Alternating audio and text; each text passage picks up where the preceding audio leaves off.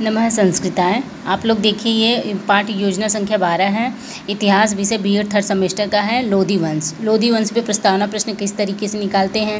आपको विद्यालय में यह लेसन प्लान किस तरीके से बनाना रहता है। Lesson plan BA third semester में जो आप बीए के सब्जेक्ट पढ़े रहते हैं, उन्हीं सब्जेक्टों में 2 सब्जेक्ट चुना जाता है। उनमें से 30 लगभग 30 या 20, कई कॉलेज वाले 20, कहीं 30 लेसन प्लान बनाना रहता है।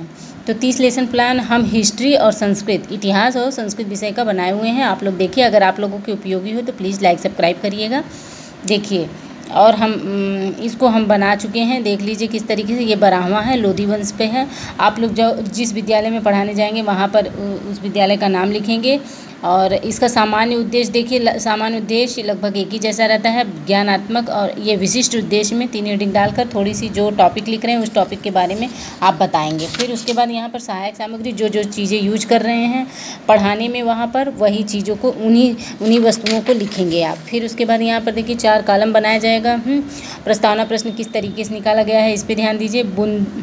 बुलंद दरवाज़ा किसने बनाया था? अकबर ने बनाया था। अकबर किस वंश का शासक था? मुगल वंश का शासक था। मुगल वंश किस वंश के पतन के बाद स्थापित हुआ? लोधी वंश के बाद। तो क्या आप लोधी वंश के बारे में क्या जानते हैं? अब बस ये प्रस्तावना प्रश्न निकल गया, तो हमारा ये प्रस्तावना प्रश्न बन गया। आगे देखिए क्या होता है। फिर यह उद्देश्य कथन, आज हम आप लोगों को लोधी वंश के बारे में बताएंगे। यह हमारे ये सब छात्र जो क्रियाएँ करेंगे यहाँ पर लिखा जाएगा। यहाँ पर जो अध्यापिका कहेंगी, बोलेंगी, लिखेंगी, वो सब लिखा जाएगा। हाँ, और फिर प्रस्तुतिकरण आप किस तरीके से प्रस्तुत कर रहे हैं उसको यहाँ पर लिखेंगे। अध्ययन और अध्यापन की दृष्टि से हम किस तरीके, वो 2 शिक्षण बिंदु बनाकर हम उसको लिखेंगे। और प्रथम शिक्षण बिंदु में देखिए लोधी वंश के बारे में अगर आप लोग अच्छी तरीके से जान रहे हैं, पढ़े हुए हैं इतिहास को, तो अच्छी तरीके से आप लोग लिख सकते हैं। नहीं तो फिर बुक में से देख कर लिख सकते हैं, नहीं जो लिखे हैं यह भी लिख सकते हैं। और कोई मतलब वो गलत नहीं है मेरा, हम क्योंकि थोड़ा बहुत बुक से लिखे हुए हैं।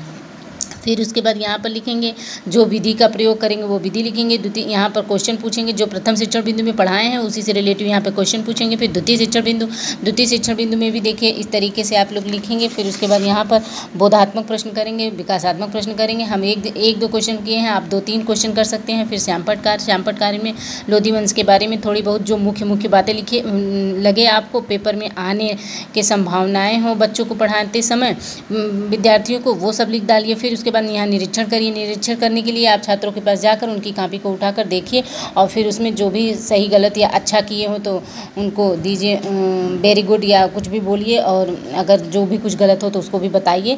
इस तरीके से करके आप लोग लेसन प्लान को संपूर्ण कर सकते हैं। पुनरावृत्ति में एक प्रश्न पूछिए जिससे सारे के सारे लगभग रिपीट हो जाएँ। इस तरीके से पूछ कर फिर उसके बाद गृह कार्य दीजिए। गृह कार्य में आप लोग लोधी वंश के बारे में जो प्रकरण है हमारा उसी के बारे में संपूर्ण ज्ञान लेकर पढ़कर आइएगा आप लोग, और लिख कर भी लाइएगा। इस तरीके से करके यह हमारा पाठ योजना संख्या 12 इतिहास विषय का पूरा होता है बीएड थर्ड सेमेस्टर का। और अगर आप लोगों को पसंद आया हो तो प्लीज़, या किसी के भी उपयोगी हो, अगर आपके उपयोगी हो तो ठीक है, लाइक सब्सक्राइब करिए, आगे शेयर करिए, बढ़ाइए, ताकि हम और भी अच्छी चीज़ें अपलोड करें। अगर आप लोग कहेंगे तो बीए फर्स्ट सेकंड थर्ड 3 अच्छे से हम पढ़े हुए हैं, इसको हम पढ़ा भी सकते हैं आप लोगों को बीएड का। नमः संस्कृताय।